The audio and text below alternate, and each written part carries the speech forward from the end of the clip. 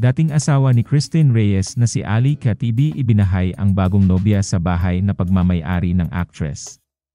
Naging laman ng mga usap-usapan sa social media ang dating asawa ni Christine Reyes na si Ali Katibi matapos lumabas ang balita na ibinahay niya ang kanyang panibagong nobya sa mismong bahay na pagmamay-ari ni Christine Reyes. Kamakailan lamang ay isiniwalat mismo ng self-proclaimed pambansang marites na si Xian Gaza ang balitang ito at isiniwalat rin niya na kaya hindi mabenta ni Christine Reyes ang nasabing bahay dahil ayaw pumirma ng kanyang dating asawa na si Ali Katibi dahil nakatira pa sila roon ng kanyang babae. Sa pamamagitan ng isang Facebook post, unang naglabas ng blind item si Xian Gaza patungkol sa isang babaeng artista na may bahay sa Alabang subalit hindi naman maibenta dahil ayaw pumirma ng ex-husband.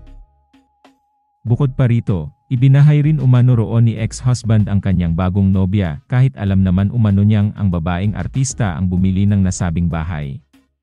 Hindi naman pinangalanan ni Xian Gaza kung sino ang kanyang tinutukoy sa nasabing post subalit, hindi nagtagal ay ibinahagi rin niya ang larawan ni Ali Katibi kasama ang bagong nobya nito na nasa bahay na umano'y pagmamay-ari ni Christine Reyes. Dagdag pa ni Xian Gaza sa comment section ng kanyang post na may buyer na sana si Christine Reyes sa nasabing bahay subalit hindi ito natuloy dahil ayaw pumirma ng ex-husband. Iginiit din ni Xian Gaza na nasa 90% ng bahay ang binayaran ng ex-wife subalit pinili na lamang umano nitong manahimik muna. Dagdag pa ni Xian Gaza na talagang mas maigi na magkaroon ng prenup. Kaagad namang nag-research ang mga netizens sa nasabing bahay na tinitirhan ngayon ni Ali kasama ng kanyang bagong girlfriend. Kaagad ring napag-alaman na totoong ang bahay ngang ito ang pagmamay-ari ni Christine Reyes sa isang subdivision sa Alabang na nagkakahalagang 40 million pesos. Nai-feature na rin ito ni Christine Reyes noong 2016 sa kanyang Facebook post noong nagsasama pa sila ni Ali Katibi. Sa nasabing plot ni Christine Reyes, makikita ang exact location kung saan nagpakuha ng larawan si Ali Katibi kasama ang pamilya at ang panibagong nobya.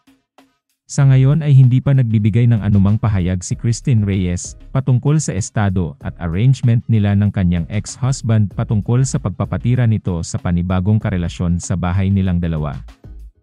Matatandaan na nagkahiwalay sina Christine Reyes at Ali Katibi noong 2019, subalit naging opisyal ang kanilang annulment nitong nagdaang taon lamang. Sa mga naunang mga naiulat patungkol sa dalawa lumalabas naman na maayos ang kanilang relasyon bilang co-parent ng kanilang anak na si Amara. Ibinahagi pa mismo ni Christine Reyes ang mga larawan nilang tatlo sa loob ng school ng bata. Sa ngayon ay parehong may bagong karelasyon na sina Ali Katibi at Christine Reyes.